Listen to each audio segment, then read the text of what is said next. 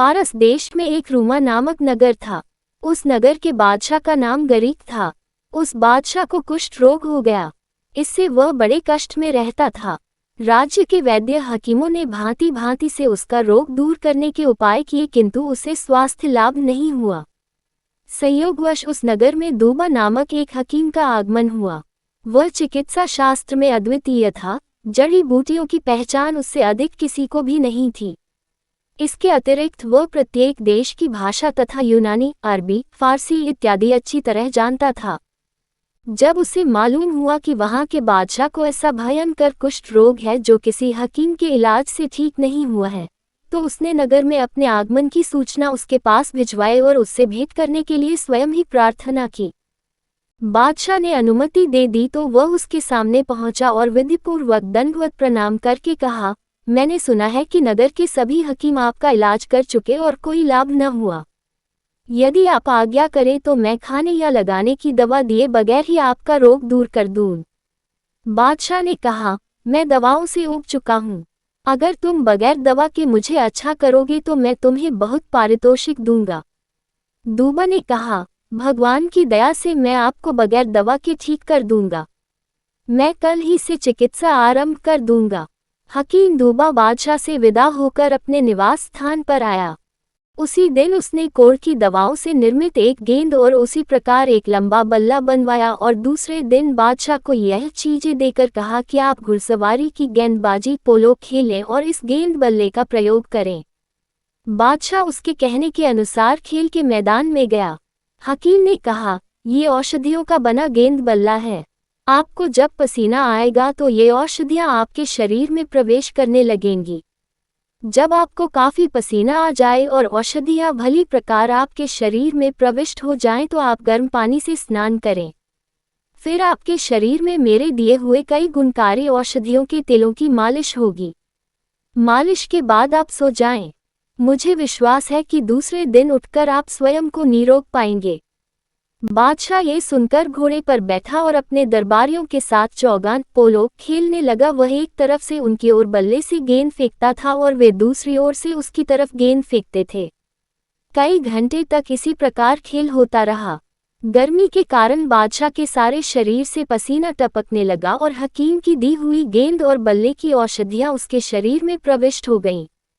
इसके बाद बादशाह ने गर्म पानी से अच्छी तरह मल मल कर स्नान किया। इसके बाद तेलों की मालिश और दूसरी सारी बातें जो वैद्य ने बताई थी की गईं। सोने के बाद दूसरे दिन बादशाह उठा तो उसने अपने शरीर को ऐसा निरोग पाया जैसे उसे कभी कुष्ठ हुआ ही नहीं था। बादशाह को इस चमत्कारिक चिकित्सा से बड़ा आश्चर्य हुआ। वह हंसी खुशी उत्तमोत्तम वस्त्रालंकार पहनकर दरबार में आ बैठा। दरबारी लोग मौजूद थे ही। कुछ ही देर में हकीम दूबा भी आया। उसने देखा कि बादशाह का अंग अंग कुंदन की तरह दमक रहा है। अपनी चिकित्सा की सफलता पर उसने प्रभु को धन्यवाद दिया और समीप आकर दरबार की रीति के अनुसार सिंहासन को चुंबन दिया। बादशाह ने हकीम को बुलाकर अपने बगल में बिठाया और दरबार के लोगों के सन्मुख हकीम की अत्यधिक प्रशंसा की। बादशाह ने अपनी कृपा की उस पर और भी वृष्टि की।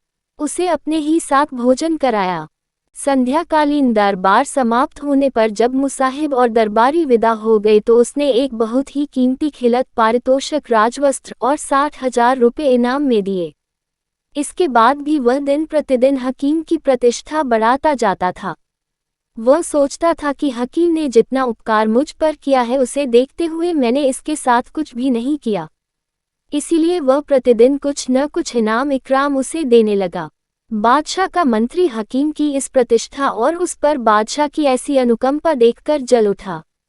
वह कई दिन तक सोचता रहा कि हकीम को बादशाह की निगाहों से कैसे गिराऊं। एक दिन एकांत में उसने बादशाह से निवेदन किया कि मैं आपसे कुछ कहना चाहता हूं, अगर आप अप्रसन्न न हों। बादशाह ने अनुमति दे दी तो मंत्री ने कहा, आप उस हकीम को इतनी मान प्रतिष्ठा दे रहे हैं, ये बात ठीक नहीं है। दरबार के लोग और मुसाहिब भी इस बात को गलत समझते हैं कि एक विदेशी को, जिसके बारे में यहाँ किसी को कुछ पता नहीं है, इतना मान सम्मान देना और विश्वास पात्र बनाना अनुचित है। वास्तविकता यह है कि हकीम दूबा महाधूर्त है। वह आपके शत्रुओं का भेजा हुआ है जो चाहते हैं वह छल के द्वारा आपको मार डाले।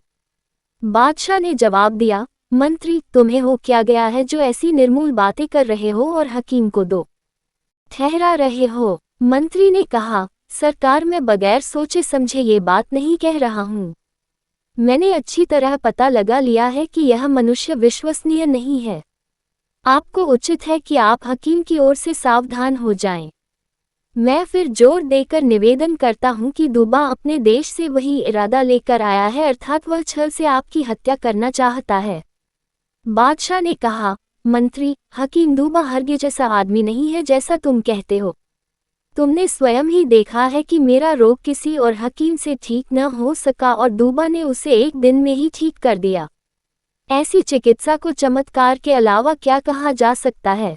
अगर वह मुझे मारना चाहता तो ऐसे कठिन रोग से मुझे छुटकारा क्यों दिलाता। उसके बारे में ऐसे विचार रखना बड़ी नीचता है। मैं अब उसका वेतन 3000 रुपये मासिक कर रहा हूँ।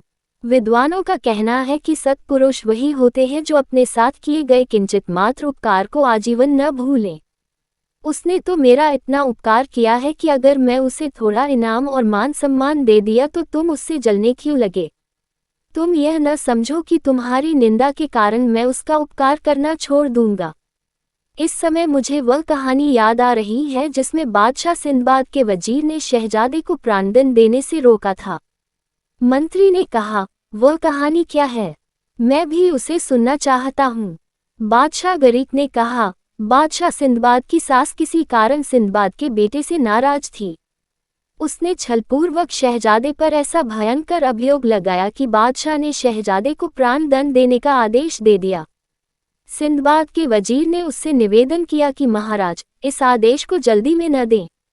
जल्दी का काम शैतान का होता है। सभी धर्मशास्त्रों ने अच्छी तरह समझे बूझे बगैर किसी काम को करने से मना किया है। कहीं ऐसा न हो कि आपका उस भले आदमी जैसा हाल हो जिसने जल्दबाजी में अपने विश्वासपात्र तोते को मार दिया और बाद में हमेशा पछताता रहा। बादशाह के कहने से वजीर ने भद्र पुरुष और उसके तोते की कहानी इस तरह सुनाई।